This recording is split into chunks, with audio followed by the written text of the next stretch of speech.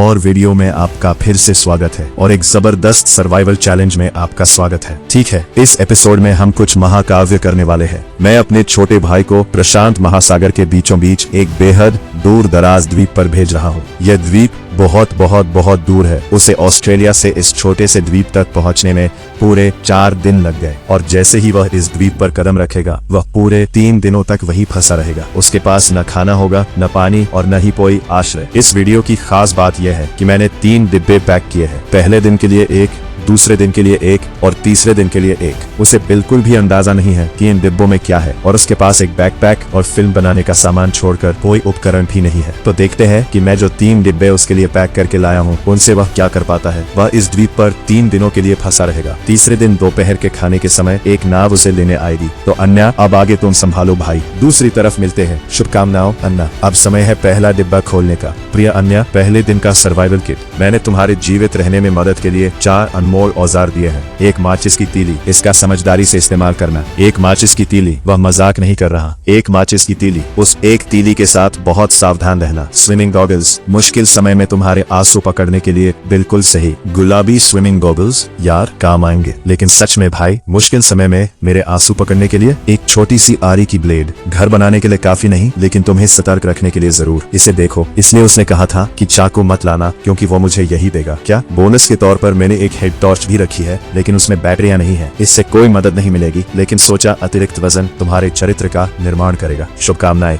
याद रखना, एक सच्चा सर्वाइवलिस्ट हमेशा परिस्थितियों के अनुसार खुद को ढालता है, मुश्किलों पर जीत पाता है और कभी कभी अकेले में रो भी लेता है। क्या इसने सच में इसमें बैटरियां नहीं डाली और इसमें सचमुच बैटरियां नहीं है? मैं यहाँ आने से पहले यही सोच रहा था। मैंने कहा था भाई, कम से कम मैं एक चाकू तो ले सकता हूँ और मुझे एक टॉर्च चाहिए, नहीं तो मैं रात में फिल्म कैसे बनाऊंगा। वो बोला तुम कुछ भी नहीं ले जा रहे। उसने कहा तुम ये 3 डिब्बे ले जा रहे हो, बस कम से कम मेरे पास एक माचिस की तीली तो है, ये बहुत काम की है। ठीक है, मेरे डिब्बे का सामान यही है। ओह भाई, इन्हें नीचे गिराना आसान नहीं है। मुझे बहुत प्यास लगी है और मुझे यह भी नहीं पता कि इन्हें खोलूंगा कैसे। अगर आपने कभी नारियल नहीं खोला है तो मैंने भी कभी बिना चाकू के नहीं खोला। ये सच में बहुत मुश्किल होने वाला है और मुझे पीने के लिए कुछ चाहिए बहुत बुरी तरह। नारियल खोलने का ये सबसे साफ तरीका तो नहीं है, लेकिन काम करता है। मुझे ये बड़ा सा स्पाइडर कॉन्क का खोल मिला। इन्हें खाना बहुत बढ़िया होता है। ये वाला तो पुराना और मरा हुआ है, लेकिन काम चल जाएगा। इसका खोल बहुत मजबूत है, इसलिए हाथ में नहीं टूटेगा। बस नारियल की उस बेहद सख्त भूसी से निकलने के बाद इससे सीधा छेद कर दो। हाँ, अब मेरे पास पानी भी है और कुछ खाने को भी। मैंने इन्हें अच्छे से खोलना सीख लिया। इसे देखो यार, इससे बेहतर नहीं हो सकता। ठीक है, दिन तेजी से निकल रहा है। सूरज बहुत जल्दी डूब रहा है। मैं जल्दी से आग जलाता हूँ और इस जंगल में सब कुछ बहुत नम है। मुझे पता है कि ये बहुत सूखा दिख रहा है, लेकिन यहाँ सब कुछ गीला है। मैंने जितनी सूखी चीज मिल सकती थी ढूंढ ली है, लेकिन वो भी ज्यादा सूखी नहीं है। ठीक है, पता चला कि ये बहुत अच्छी तरह जल गई। अब बस मुझे ये आग अगले 2-3 दिनों तक जलाए रखनी है। भगवान का शुक्र है उस माचिस की तीली का। पानी इतना गंदा है, मैं कुछ भी ढूंढ रहा था जिसे इस डंडे से मार सकूं